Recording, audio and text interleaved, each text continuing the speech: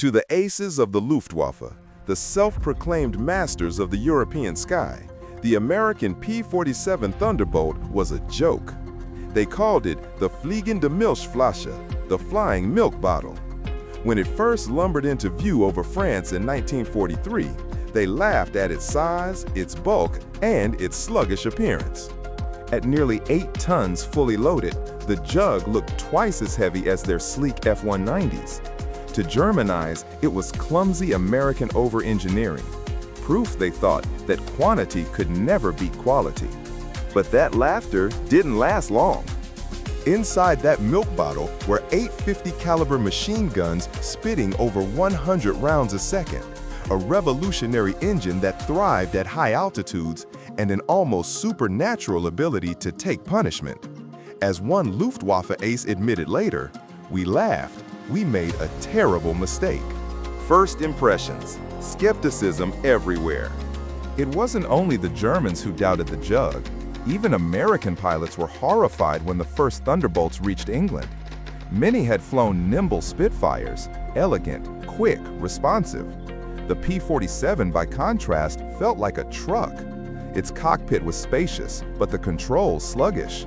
Its climb rate was poor. They nicknamed it the Jug, first as an insult, comparing it to a milk jug.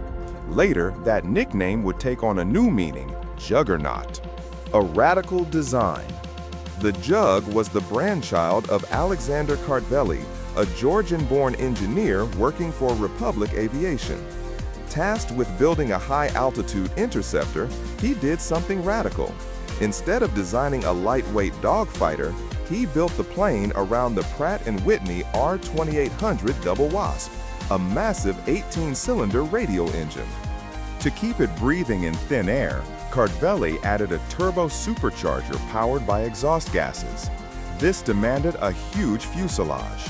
Kartveli himself admitted, "It will be a dinosaur," but a dinosaur with good proportions.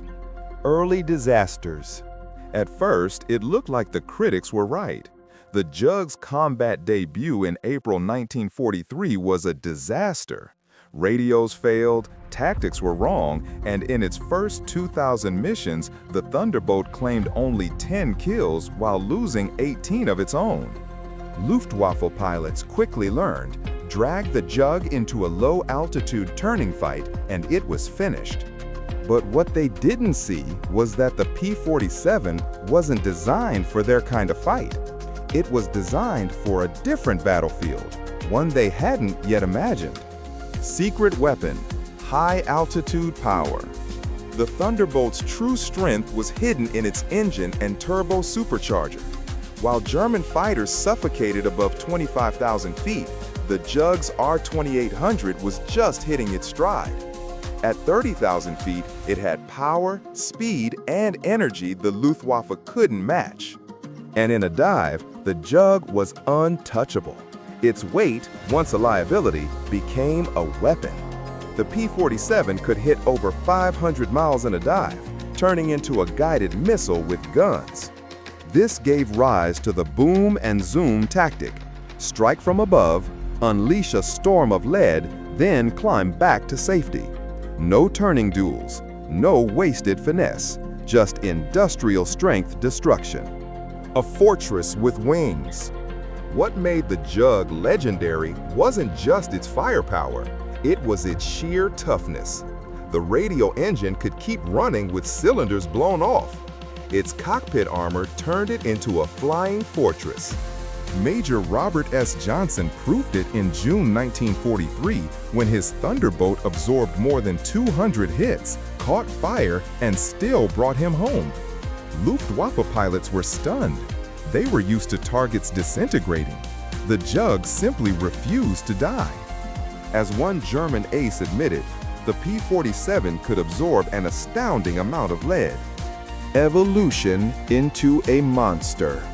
By late 1943, the Jug was upgraded with a bubble canopy for all-round vision and a paddle blade propeller that dramatically improved climb and acceleration.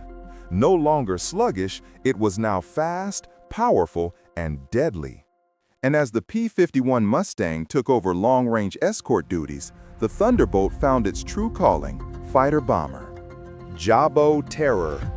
Loaded with 2,500 pounds of bombs and up to 10 rockets, the Jug became the terror of German ground forces. From the hedgerows of Normandy to the heart of Germany, it shredded convoys, obliterated tanks, and smashed rail networks. German soldiers came to dread its roar, so much that they coined a phrase, Yabo fever. At the sound of a thunderbolt, they dove for cover, knowing death was seconds away. By war's end, thunderbolts had destroyed 86,000 rail cars, 6,000 armored vehicles, 9,000 locomotives, and tens of thousands of trucks. Industrial warfare. The P-47 was more than an aircraft. It was the embodiment of America's industrial might. Over 15,600 were built, with one rolling off the assembly line every hour at the peak of production. While Germany's factories struggled to keep pace, America buried them under an avalanche of steel, pilots, fuel, and spare parts. The Luftwaffe wasn't just fighting the Jug, they were fighting the industrial machine that produced it. Legacy. By May 1945, the P-47 had flown 500,000 missions, destroyed thousands of aircraft, and ended with a kill ratio of 4:1. It began as a joke and ended as one of the deadliest fighters of World War II. Even Adolf Galland, Germany's general of fighters, admitted that what broke the Luftwaffe wasn't a single battle, but the endless swarms of American fighters darkening the skies over Germany. The P-47 was the brutal spear of that storm, and its spirit lived on in its successor, the A-10 Thunderbolt II, the modern Warthog. The flying milk bottle had become the juggernaut.